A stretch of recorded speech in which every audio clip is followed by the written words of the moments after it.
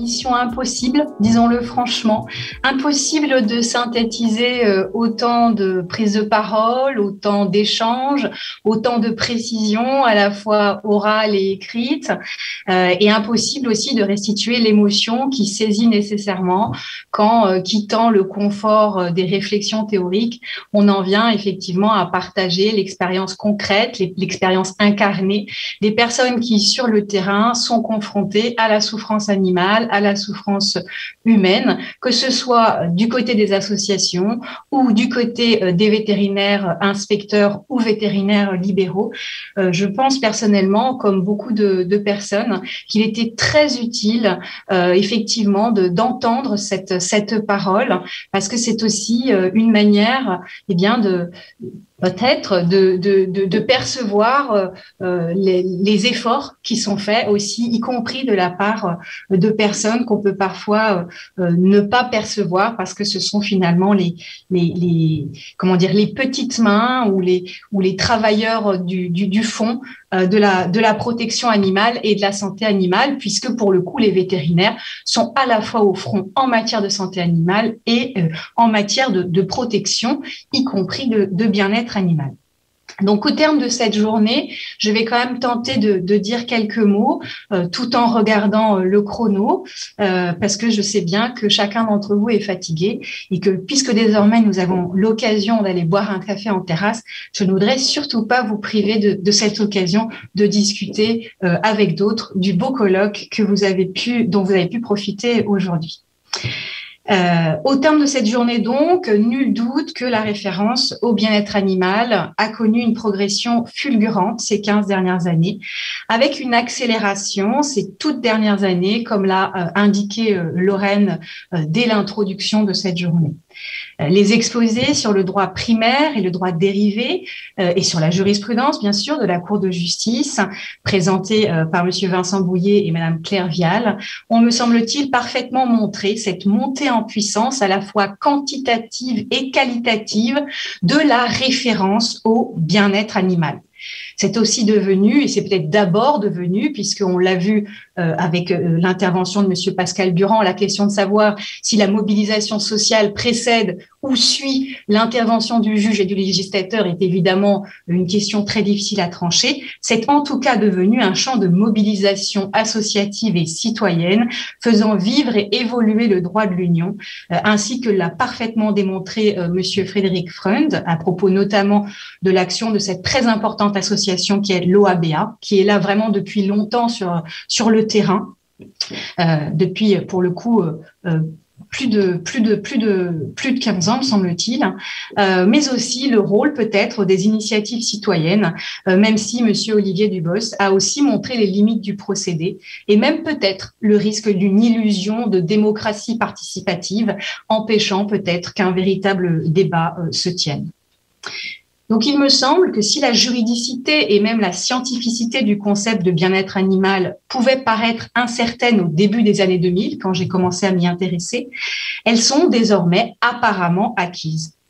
Toutefois, les interventions du matin et de l'après-midi ont bien montré que d'importantes difficultés subsistent. Certaines semblent liées à l'insuffisance des moyens, et cela a été notamment évoqué par Estelle Prié-Ducasse. Effectivement, les moyens manquent. Il se peut que ces difficultés soient temporaires et se résorbent dans les prochaines années. On peut tous l'espérer, tous ceux que la condition animale préoccupe l'espèrent ardemment. Et Monsieur Pascal Durand comme Monsieur Frédéric Laloy ont indiqué que les lignes peuvent bouger en quelques années. Il se peut néanmoins que ces difficultés, outre que pour certaines d'entre elles, elles résultent évidemment de difficultés de financement public, résultent aussi en partie de certains traits caractéristiques du concept lui-même. On pense notamment à ses conditions d'émergence et à sa polysémie.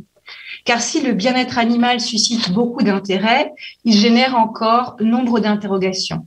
À quoi renvoie-t-il? Que signifie-t-il et qu'implique-t-il?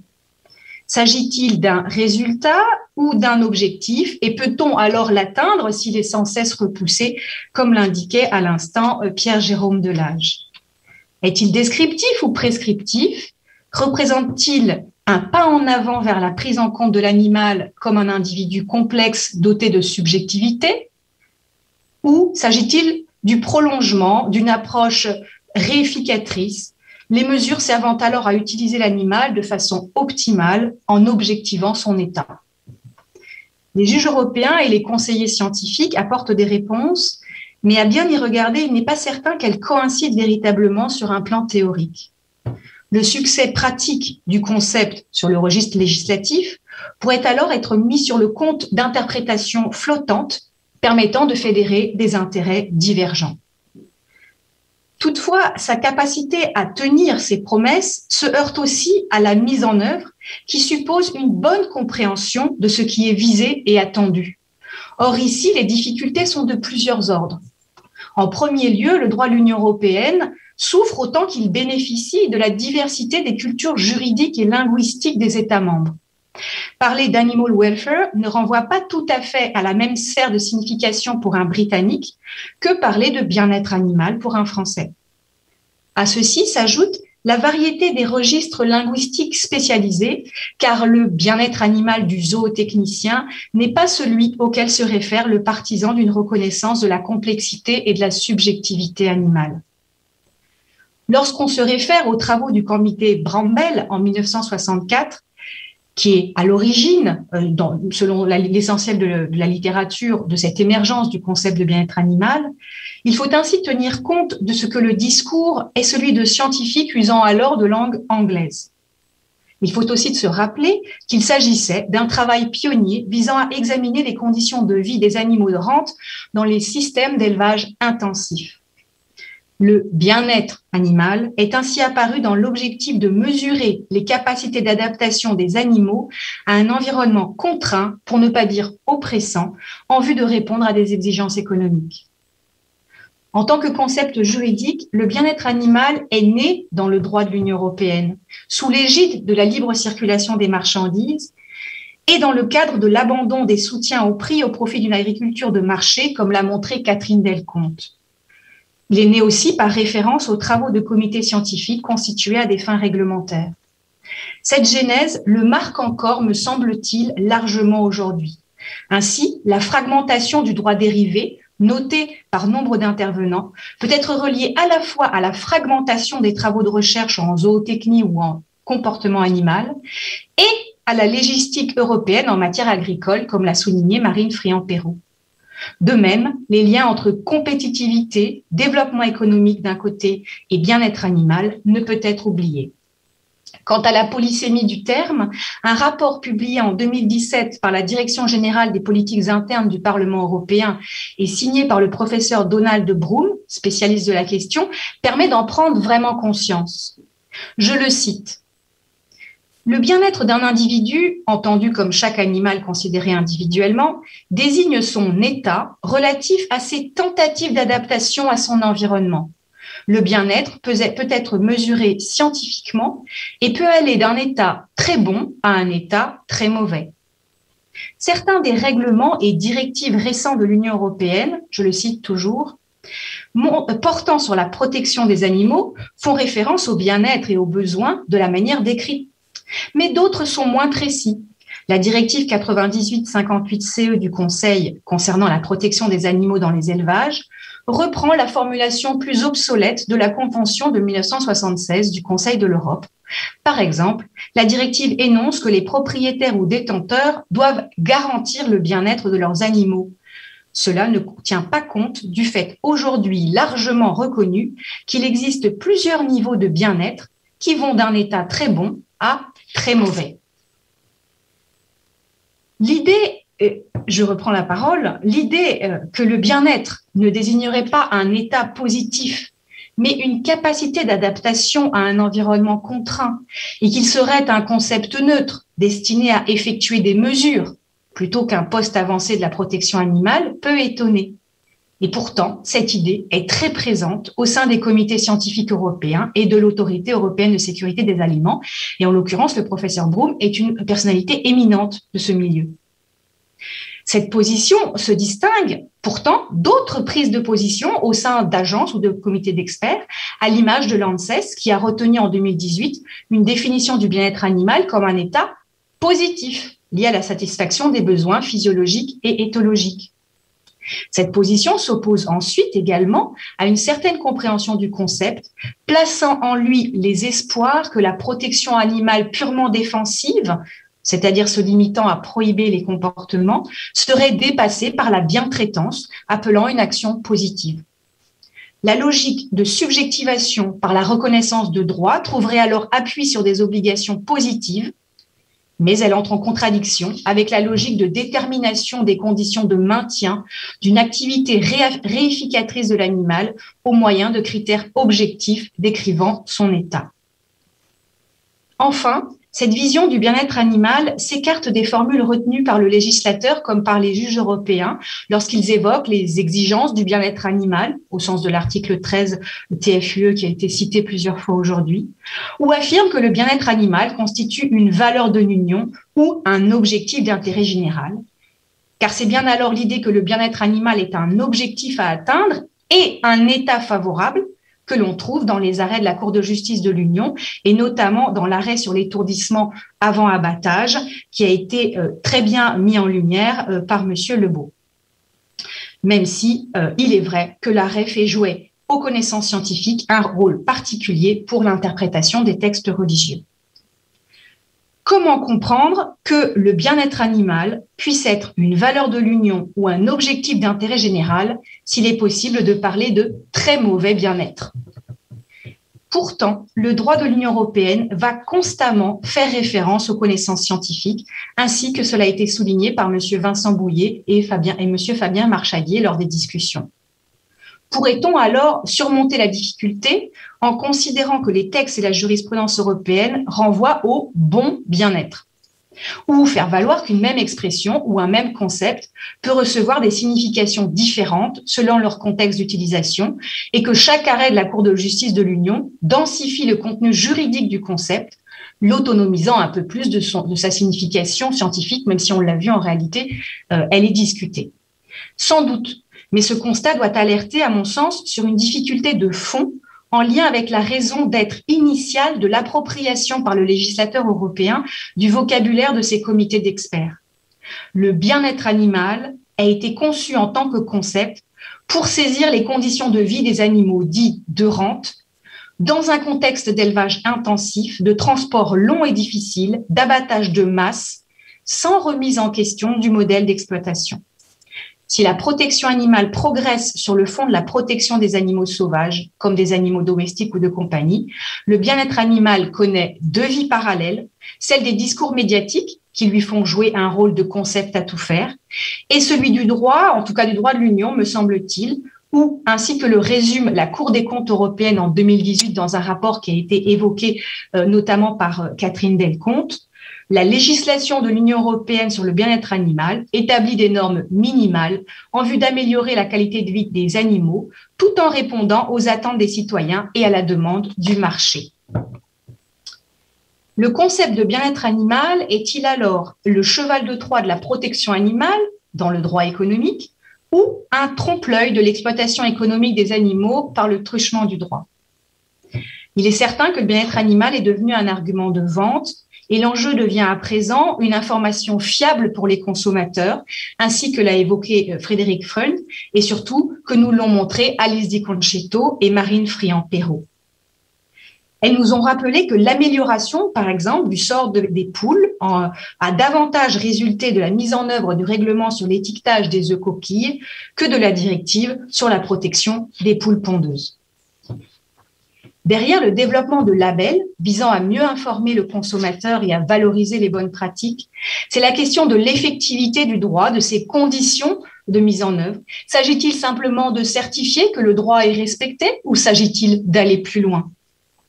Cette question devient centrale. C'est la question, si vous me passez l'expression, de l'effectivité du bon bien-être. La table ronde qui vient de se dérouler a, je pense, parfaitement montré les ressources et les difficultés en la matière.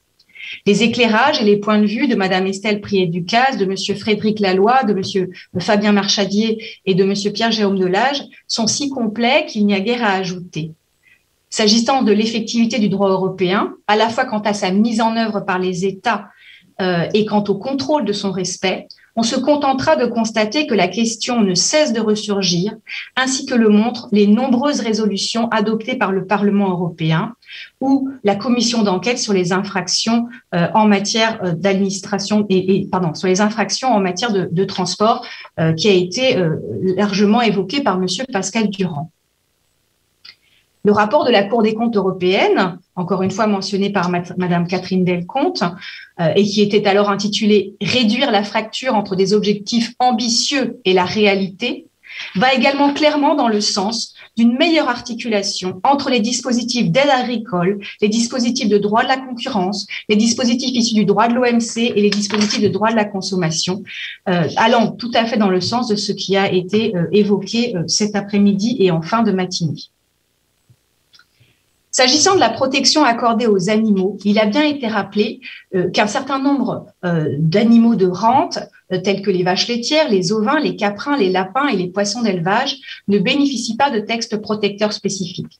Monsieur Laloy nous a montré pour autant que la directive de 1998 pouvait être une ressource qui est utilisée dans le cadre des inspections, et cela doit nous donner quelques raisons d'espérer.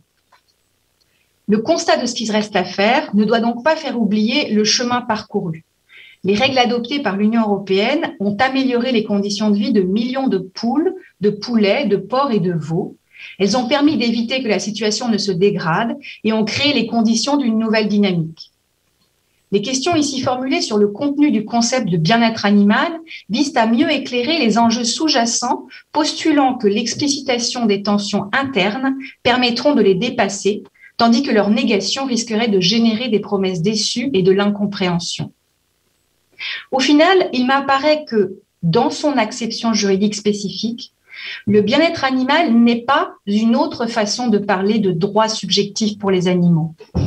Il recèle une forme de reconnaissance de leur subjectivité et la volonté de ne pas limiter leur protection à la vérification d'un bon état de santé physique. C'est vrai. Mais il réaffirme aussi la place des animaux dans des activités économiques qui les utilisent. Le bien-être animal est un concept évolutionniste et non abolitionniste, selon la distinction évoquée par Frédéric Freund.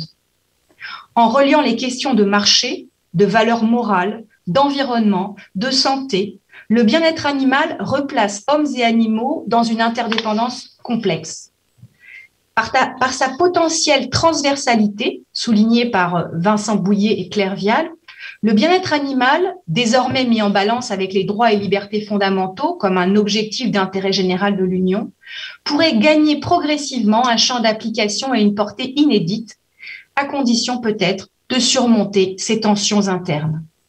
Après le slogan « Une seule santé », le slogan « Un seul bien-être » pourrait-il constituer demain l'horizon des politiques publiques ?